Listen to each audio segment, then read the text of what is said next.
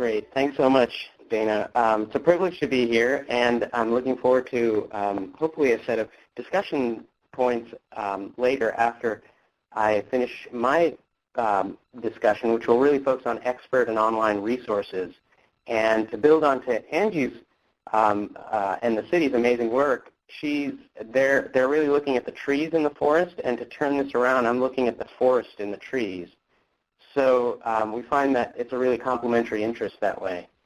I wanted to start with building off of what Angie ended on, and that has to do with this city-university partnership. And part of our university's mission is let knowledge serve the city. And so what we try to do in many of our projects is to conduct applied research that's of direct value to communities that could potentially use it, whether it be in policy or engagement activities.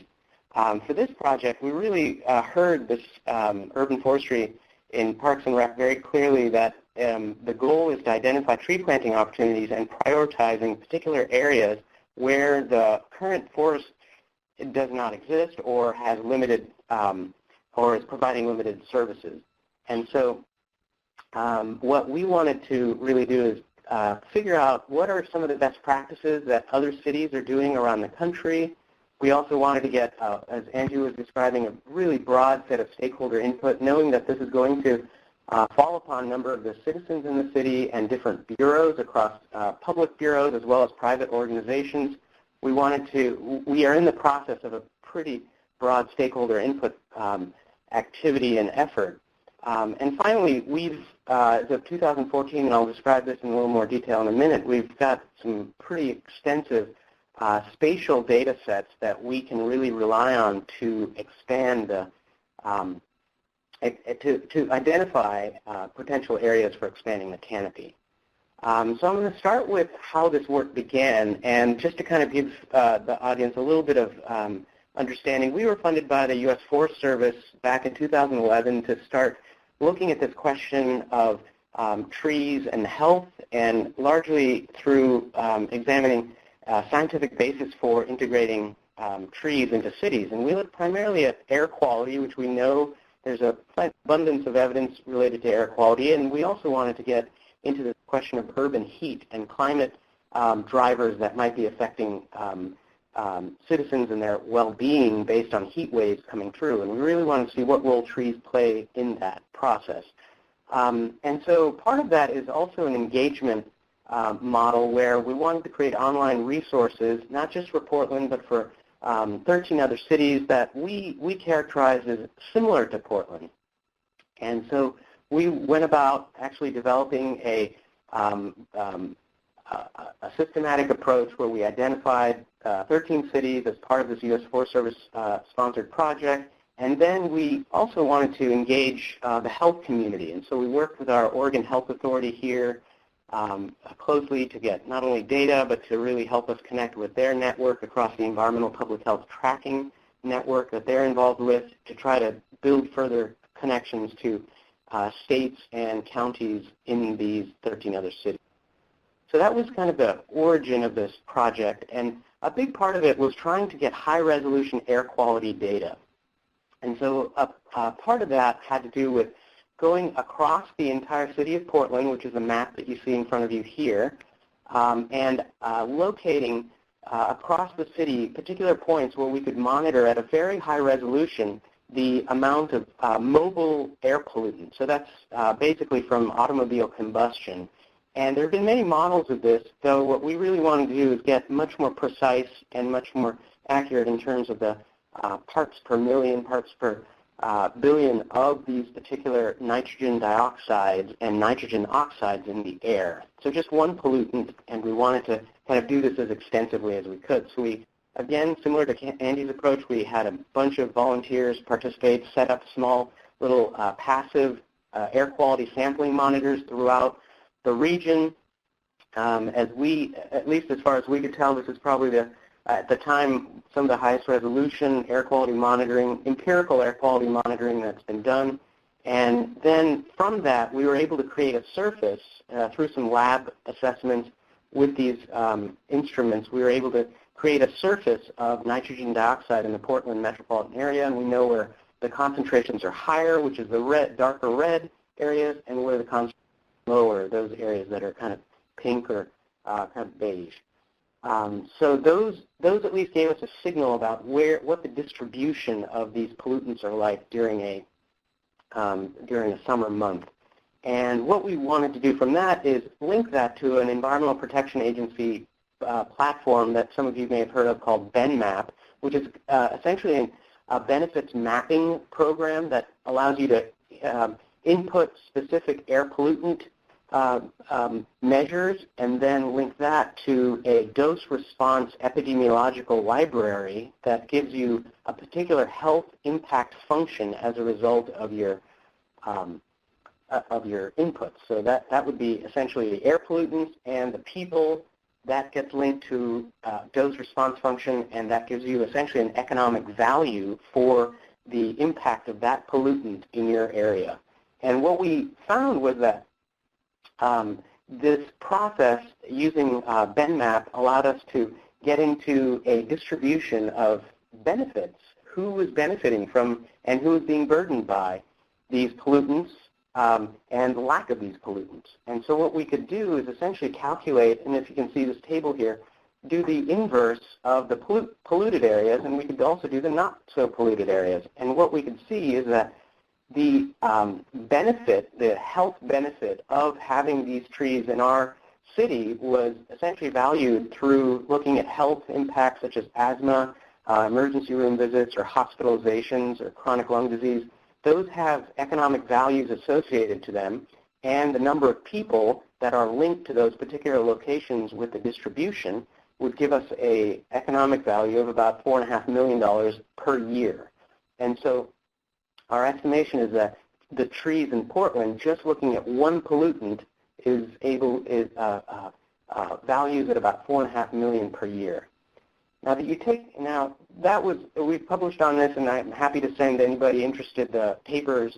Though for the presentation today, I really want to get into what we did with some of this. We reached out, we linked this air quality data with urban heat assessments that we've done, and I don't want to get into the methodology in too much detail here, though I do want to just at least have a slide that shows how we integrated the bottom map, if you will, air quality and the monitoring sites with a pretty extensive urban heat campaign where we drove cars around collecting every second temperature measurements.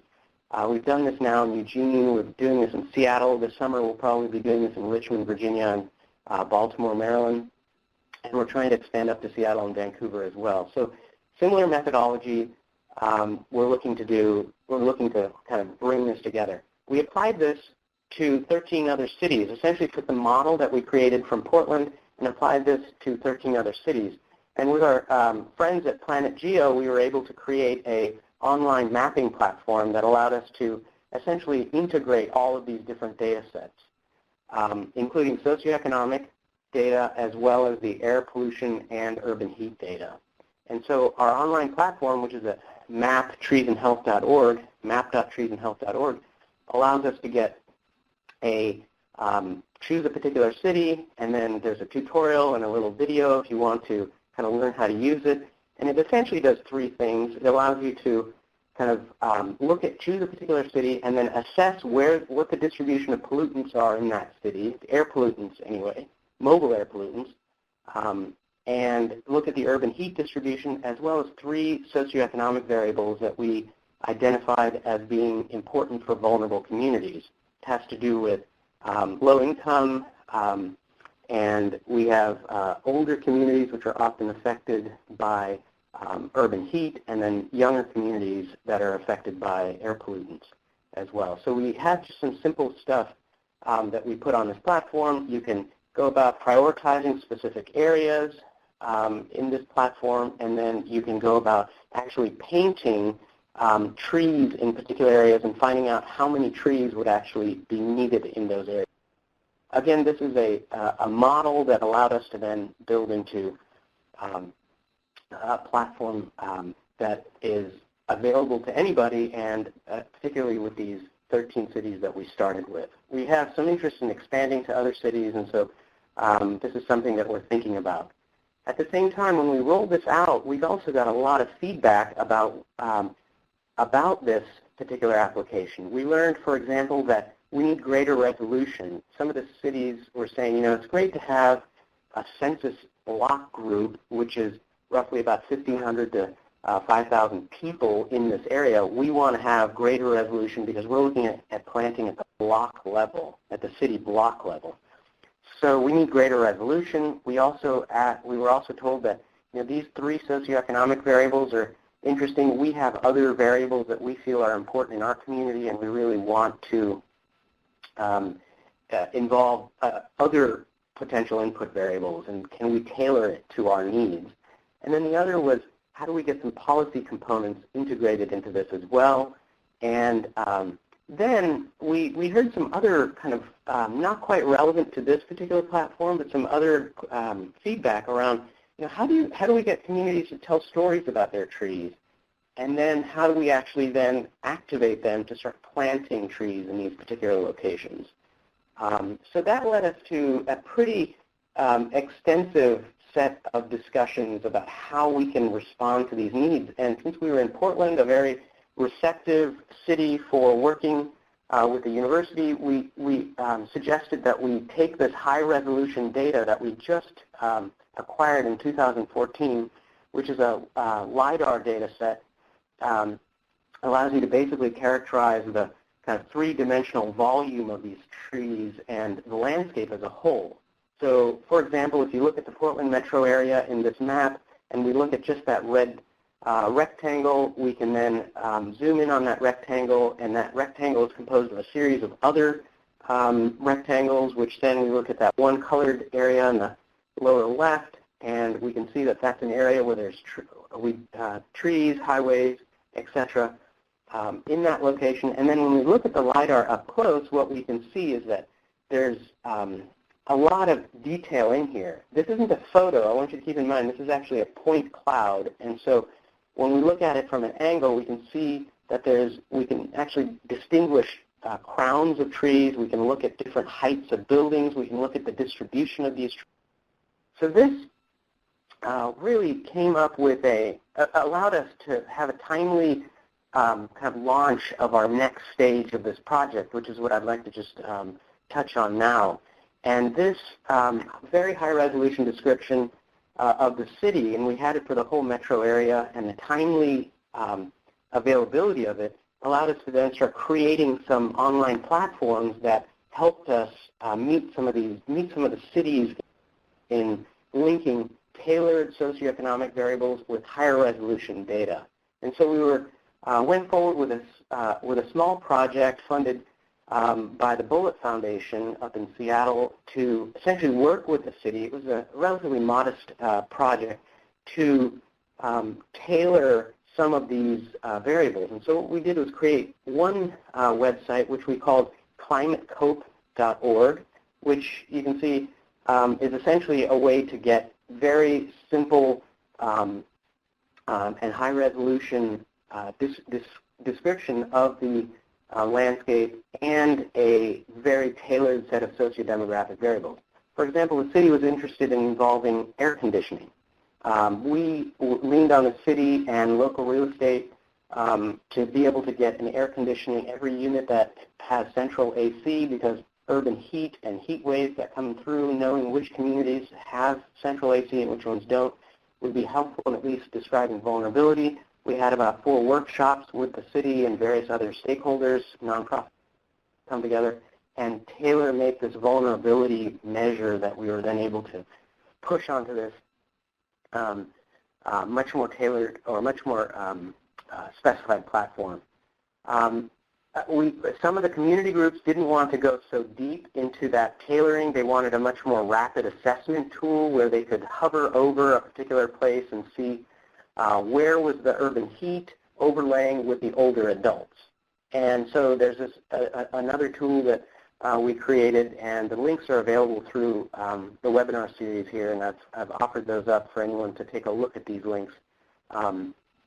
And what you could do is essentially hover over a particular area, see which ones are more, which ones are less vulnerable in terms of, in this case, urban heat.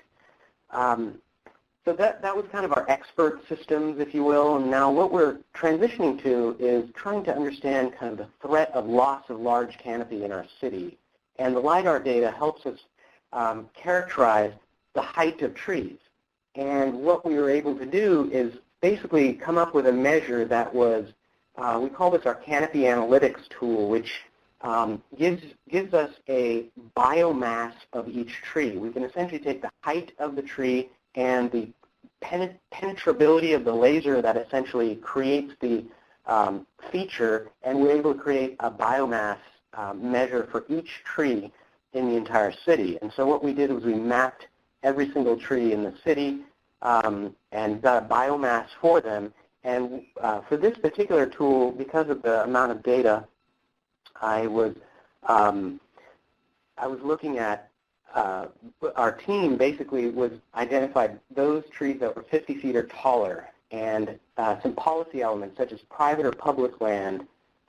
We looked at trees that were deciduous or coniferous. We ran some pretty sophisticated algorithms with working with our regional government metro to be able to distinguish the deciduous trees from the coniferous in the city using, again, this LiDAR data. And then we were able to look at the distance that these trees are from buildings. Any tree less than 10 feet to a building, the owner of that property has a right to be able to take that tree down. And so that lends itself to a policy measure that linked right to a potential threat of taking down a big tree.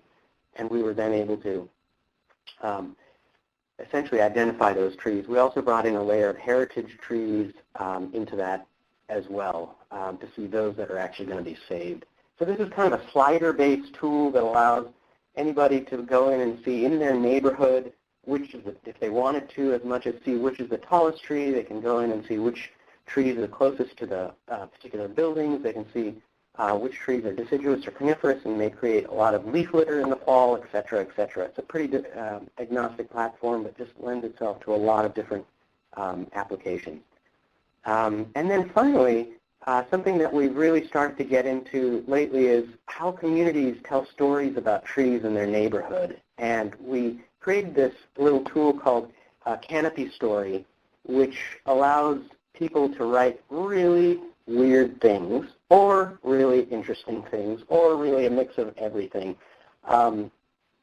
People can sign in using their Google or Facebook account and go into their neighborhood, identify a tree, and basically put a little narrative in about that tree.